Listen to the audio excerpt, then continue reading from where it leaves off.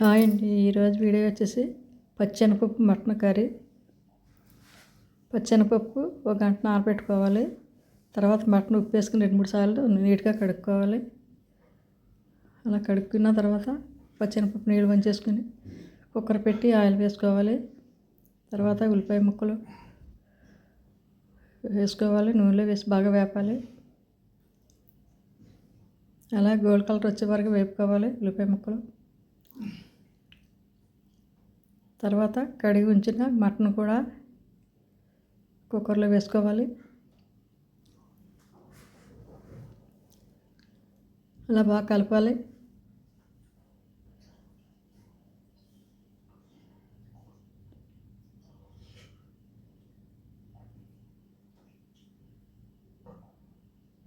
అల్లం వెల్లుల్లి పేస్ట్ 2 స్పూన్లు వేసుకోవాలి.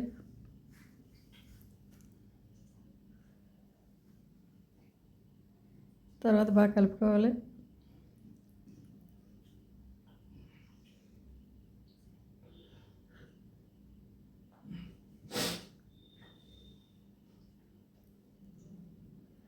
తర్వాత ఒక టమాటా కోసి వేసుకోవాలి. పసుపు, కారం, ఉప్పు, ధనియాల పొడి, ధనియాల పొడి, salt, red chilli powder, Kashmiri powder అంటారు కదా, చిల్లీ పౌడర్ అది వేసుకోవాలి. కలర్ కోసం 1 స్పూన్ వేసాను. బాగా తిప్పాలి.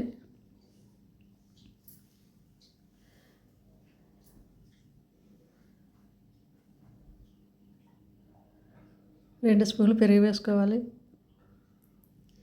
అది కూడా బాగా కలుపుకోవాలి.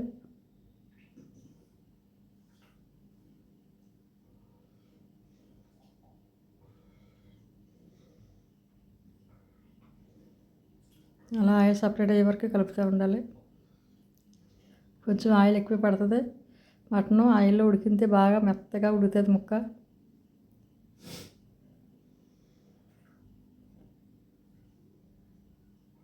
తర్వాత కుక్కర్ మూత పెట్టుకోవాలి.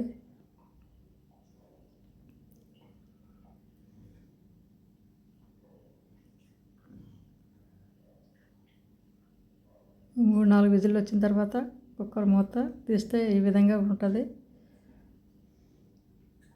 మటన్ ముక్క మెత్తగా ఉడికింది.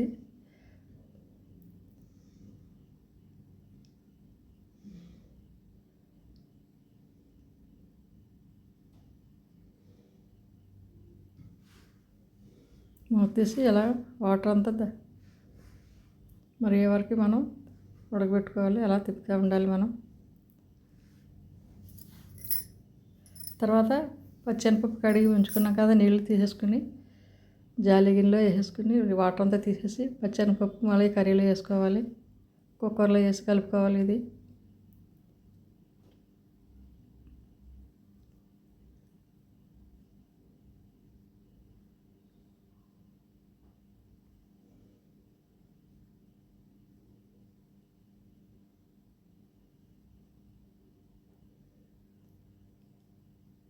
కాశ్మీరీ చిల్లీ పౌడర్ వేసిన గురించి రెడ్గా ఉంటుంది ఆయిల్ మీద. చూడండి ఎంత కలర్గా ఉందో. కలర్ కోసమే వేసుకోవాలి దాన్ని. కారం కోసం కారం మిర్చి పౌడర్ వేసుకోవాలి స్పూను.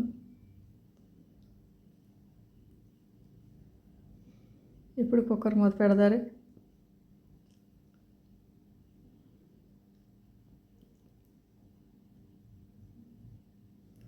ఓ 2 నిమిషాల తర్వాత మళ్ళీ మూత తీసి చూస్తే ఆ విధంగా ఉడికింది కూర. కొంచెం మటన్ మసాలా వేసుకోవాలి. తర్వాత కొత్తిమీర వేసుకోవాలి.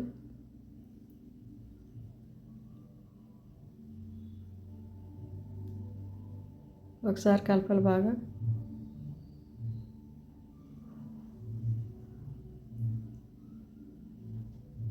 చాలా టేస్టీగా ఉంటుంది పచ్చెనపప్పు వేసి. లైక్ చేయండి, సబ్స్క్రైబ్ చేయండి, షేర్ చేయండి.